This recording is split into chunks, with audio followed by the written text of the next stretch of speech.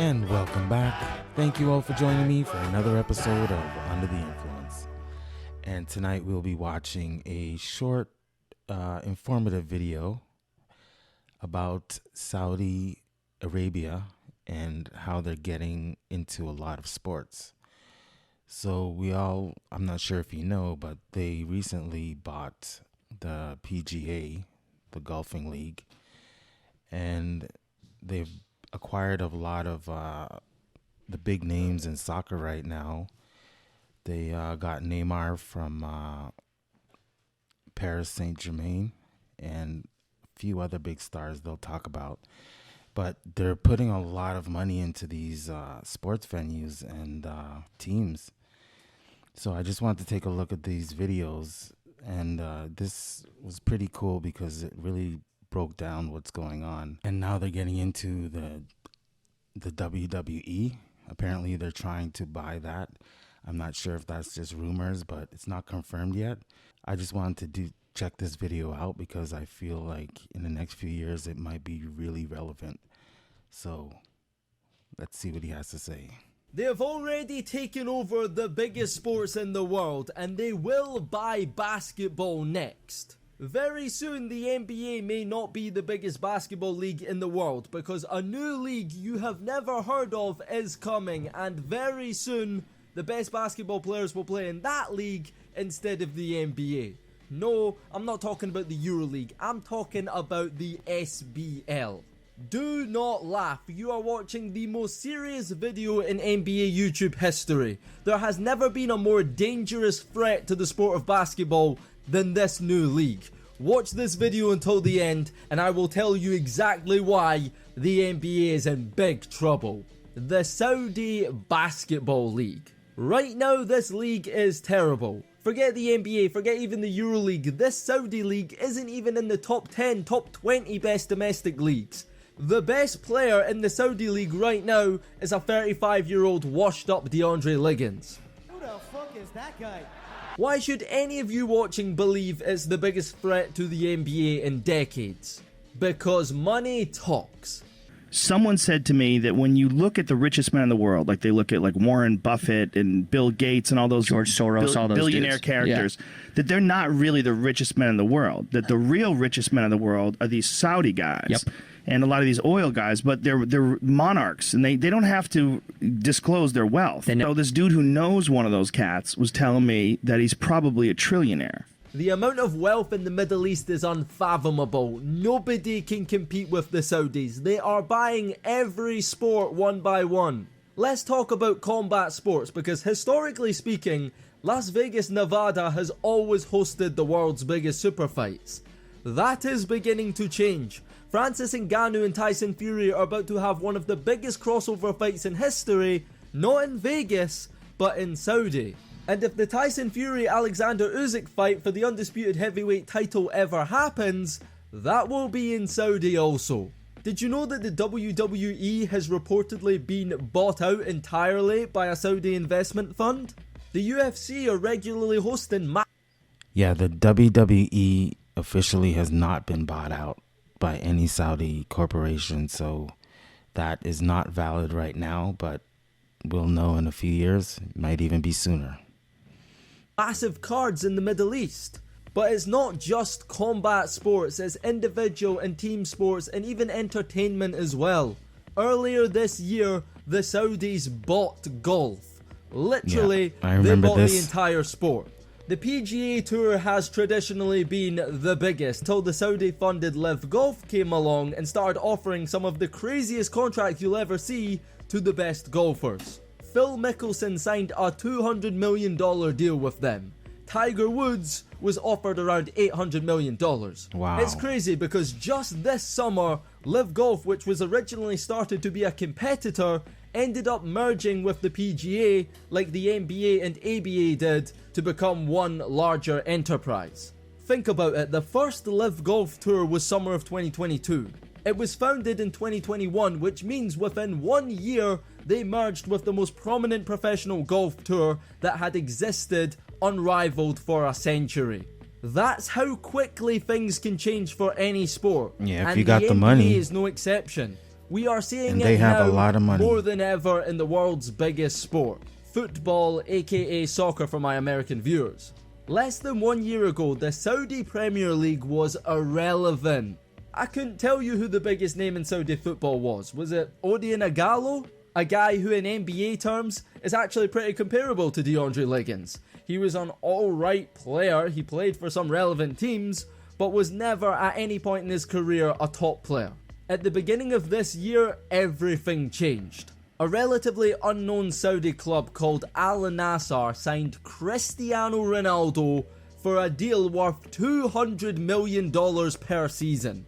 This was the biggest contract ever signed in the sport, and in comparison to the N.B.A., which is one of the best paying sports leagues, Cristiano Ronaldo is making almost 4 times as much per season as the highest earning N.B.A. player. That would be the equivalent of LeBron James going to Saudi. To be honest, I can on see a that global happening. scale, it's even bigger. You could make a strong argument that Cristiano Ronaldo is the most famous man on planet Earth. He has the most social media followers of any athlete and any 600 person. million? Name a famous person. Selena Gomez, Justin Bieber, Kim Kardashian, Drake. Ronaldo has more followers than them. A lot more. Cristiano Ronaldo signed this contract well past his prime at 37 years old. So football at the time saw the Saudi League as an emerging retirement home for the game's biggest stars to collect a big payday at the end of their careers. What they didn't expect was what Ronaldo said in this infamous interview to actually come true. Step by step, I think this league will be the top 5 leagues in the world, but this summer, Top Karim 5. Benzema, the current Ballon d'Or winner, which is football's equivalent to the MVP award, signed a similar $200 million deal with another Saudi club. He was the MVP of football. That's the equivalent of Joel Embiid leaving the N.B.A. to go play in Saudi right now. Ronaldo's club Al Nassr signed Sadio Mane, the runner-up for the 2022 Ballon d'Or. That's the equivalent of NBA MVP runner-up Nikola Jokic leaving the N.B.A. to go play in Saudi.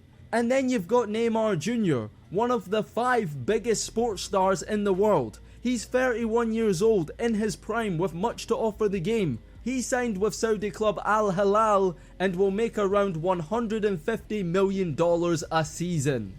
Also, every time he posts about Saudi on social media, he gets a 500k bonus. Where in the NBA are you getting all that? I know it's easy to say, well, that's 500,000 football. just to Trust me, post something about his the team. idea of the best footballers playing in Saudi is just as crazy to us Europeans as the best American basketball players playing in Saudi will be to you as well. Understand that in football, the best players have always played in Europe. Just like in basketball, the best players have always played in America.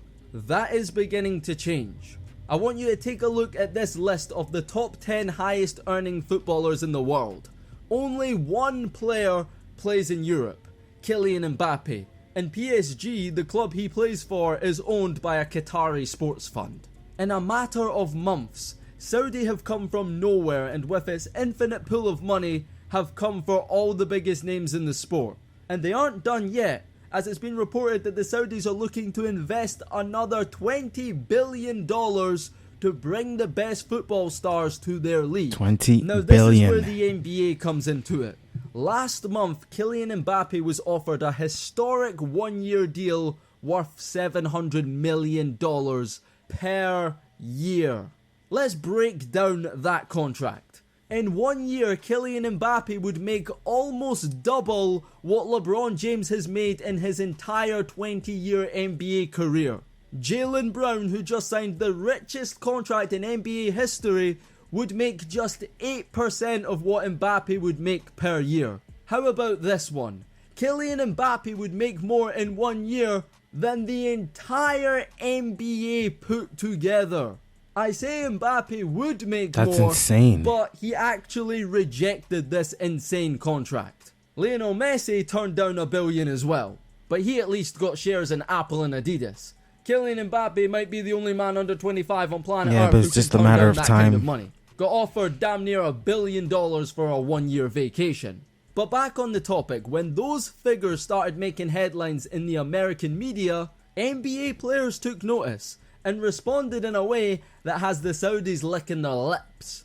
LeBron James tweeted, "Me headed to Saudi when they call Rich Paul and Maverick Carter for that 1-year deal."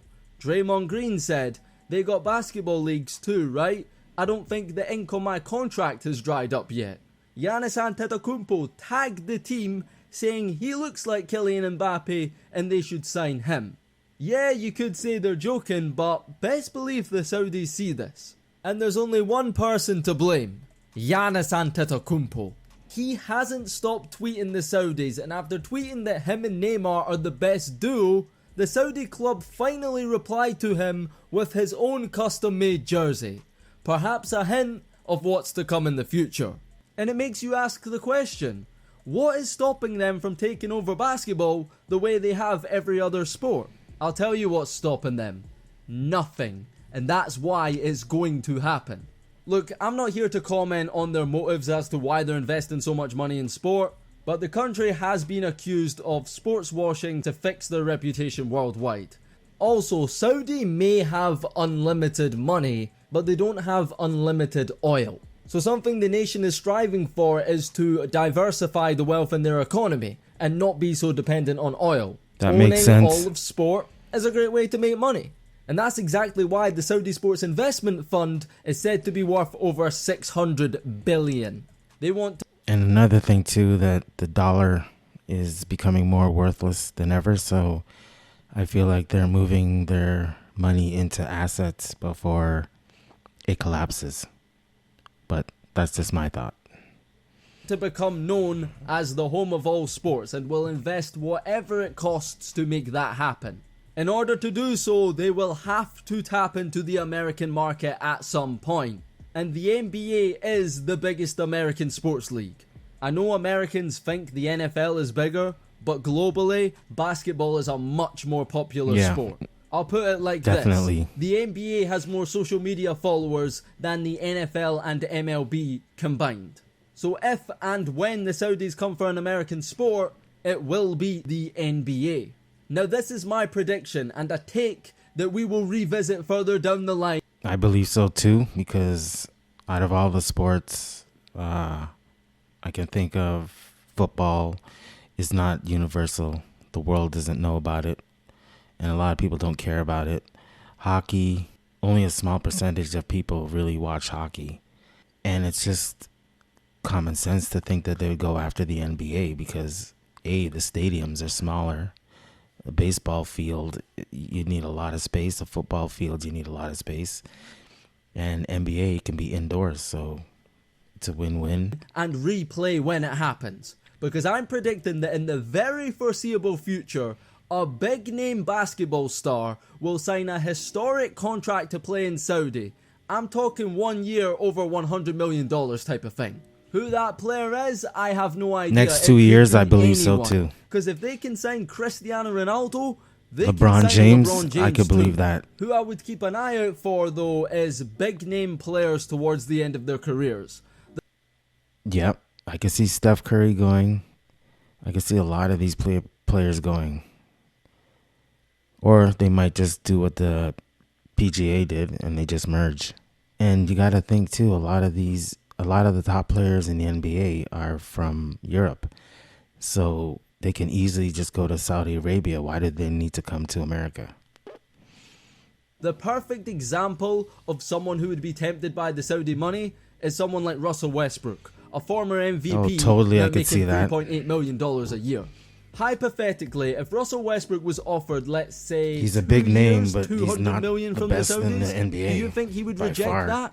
We already got James Harden talking about going to play in China. He seems done with the NBA and everything that comes with it. Are you telling me that if Saudi money was on the table, James Harden at this point wouldn't take it? I think he would. The point I'm trying to make is whether it's Russ, Harden, or someone else. If that type of money is being thrown around to NBA players, someone will accept it. And what will end up happening in the beginning is that Saudi will have one megastar in a terrible league with no competition. I'm not joking, current Russell Westbrook would go over there and put up Wilt Chamberlain numbers. So once the Saudis I don't know make about their Will first Chamberlain, big but he would splash, dominate. they will be tasked with improving the standard of the league, which the NBA has just made very easy for them because of this. And this started with like James and Ben and all these guys doing this shit. It's bad for the league. This is why our CBA deal that we just signed, and I don't even want to get heavy into that. That's why you're seeing all these teams right now with, you either make 50 million or 2. It's the most lopsided contract teams. I mean, it's a joke, bro. The latest CBA agreement is set up in a way that screws over the average NBA player. The NBA has salary caps. The Saudi Basketball League does not. They have unlimited money and no regulations in place stopping them from spending. So what they can and will do to improve the standard of their league is precisely what they're doing in football. They start offering the underpaid mid-level guys superstar money. Austin Rivers, here's 2 years, 50 million. The ripple effect that Yeah, ends up I happening can see is that. now all the mid-level guys who are getting traded from city to city and on short-term contracts, they are going to start running to Saudi to get the quick bag. And trust me when I tell you, those figures I mentioned for Rivers are not out of the question. That contract is comparable to what Jordan Henderson signed. Someone who was a world-class player at no point in his career. In NBA terms, Jordan Henderson was never an all-star, but he is now one of the top earning athletes in the world. The Saudis can even accelerate the process of improving the standard of their league by poaching the top guys in EuroLeague. The average EuroLeague player isn't even making $1 million a season. The top guys are probably making under $5 million. If the Saudis decide to take that approach, in a very short time period, the Saudi Basketball League will become the best league outside of the NBA. It will be easy for them to surpass the EuroLeague. Now these next 2 reasons are why and how Saudi basketball can compete and surpass the NBA. International players, particularly Europeans, have no reason to stay in the NBA if they can make more money elsewhere. Guys like Jokic, Giannis and Luka Doncic, they go to America to play in the NBA because the NBA is where the money is. You're not going to make $200 million over 5 years anywhere in Europe. Do you really think these European guys, like Nikola Jokic, who has a Finals MVP trophy and doesn't care enough to look after it, think he cares about legacy and all these other things we pretend is so important in the media? Is that going to be enough to deter them from going to Saudi and making more money closer to home? I'm telling you right now, it's not. European players don't have the same emotional attachment to the NBA as American hoopers do. Most of them aren't really even NBA fans because they didn't grow up watching the NBA because of the time zones. What happens if Saudi goes to Luka Doncic and offers him Kylian N.B.A. money? Even if they offered half, maybe even a quarter of that, he'd probably take the money. So Saudi has an opportunity to get all the European NBA he doesn't stars, like the NBA all the too much mid-level either. guys in the NBA, big name NBA stars at the tail end of their career, but most importantly of all, they can steal the best American players when they're young. See, the NBA is set up in a way right now where it isn't until year 4 or 5 where the best young NBA players receive big money. A lot of these guys are superstars in high school. Think about it. They have to finish high school, do a year in college, play 4 years in the NBA, sustain a level of play high enough for almost half a decade before finally receiving the bag in their early mid-20s. Think about this. Victor Wembanyama has been considered a generational prospect for at least 2 to 3 years now. It will be another 4 years until he is eligible for his rookie extension, for a which max will contract be over $200 million. But for the next 4 years, the best prospect since LeBron James will make around $13 million a season. Unlike the NBA, the Saudi Basketball League doesn't have a one and done rule. They don't have a draft or salary regulations to abide by either. Therefore, there is absolutely nothing stopping them from going to the next Victor Wembanyama when he is 16 years old and offering him a supermax contract before he even goes to college. You look at all the G League Ignite guys who are bypassing the traditional path to make a quick bag. Scoot Henderson and Jalen Green, they got $500k each. Saudi could blow the G League Ignite out the water. Saudi at 17 years old could offer them 2 years $10 million. By default, they'd become the highest paying alternative to college basketball. So getting the best young American players to play in the Saudi League is actually very easy. The biggest challenge they'll be tasked with is keeping them around when they're of age to go to the NBA. And then it's as simple as paying them more money than they'd make in the NBA. Scoot Henderson is making $8 million next year. They can double, triple, quadruple. They can pay whatever they want to any of these guys. It's not even like they need to know ball to be able to scout the best young players. Just look at the McDonald's All-American team and sign all those guys. You're telling me they're going to pass up on Saudi money to go play in college for free? Do you understand what this does to the NBA? How vulnerable they are to Saudi? The players' payment structure that's already in place would be annihilated. Because in order to keep the best young players in the NBA, they'll have to start giving rookies, college guys, max contracts. They might have to get rid of the draft. Because if the NBA isn't paying them, the Saudis will. And trust me, they can afford to do so. Probably the biggest deterrent that would stop a lot of these guys from going is leaving the United States to go play in the Middle East. Yes, but the I can see possibilities that. for the Saudi Basketball League are infinite. Like, the rules there are totally different from America. I don't think a lot of NBA players can adapt to the strict lifestyle there, so that's a big... But the Europeans, I can totally see them going. They can bounce out of America and go anywhere. They're not obligated to stay there. It's just because of the money. Because the money is infinite. What is stopping them from doing exactly what they did with Live Golf and having their basketball league based in the United States? Forget creating an alternative to college. They could make an alternative professional basketball league and base it in the United States. That way you would have the N.B.A. and this new Saudi funded league, and the Saudi funded league would pay the best players more money. If you're an N.B.A. fan and you're not scared, you ain't paying enough attention. I mean, take a look at this. You got random fans handing out Rolexes when a player already making $10 million a year has a good game. When have you ever seen a fan in America or Europe do this? You don't, because it doesn't happen. They got money to just throw. So that was a look at the Saudi Basketball League. I don't believe they'll play in America side by side with the N.B.A. That's not going to work. It'd have to be like a PGA kind of thing, merger. And I think that could totally happen. But time will tell. I thought this was a really good video. And, you know, if it comes true, I can look back at this and be like, damn, I was right. Which I could see that happening by 2025. That's my prediction. I don't think it'll be LeBron. I think LeBron will be done. But I could totally see a European going there from the N.B.A. But time will tell. So let me know your thoughts on the video. If you can comment down below. What do you think the future of the N.B.A. will be? If you want to see more videos, you can check out my Patreon link. It's down below in the description. Those are videos I can't post on YouTube. We'll see you next time. Under the Influence.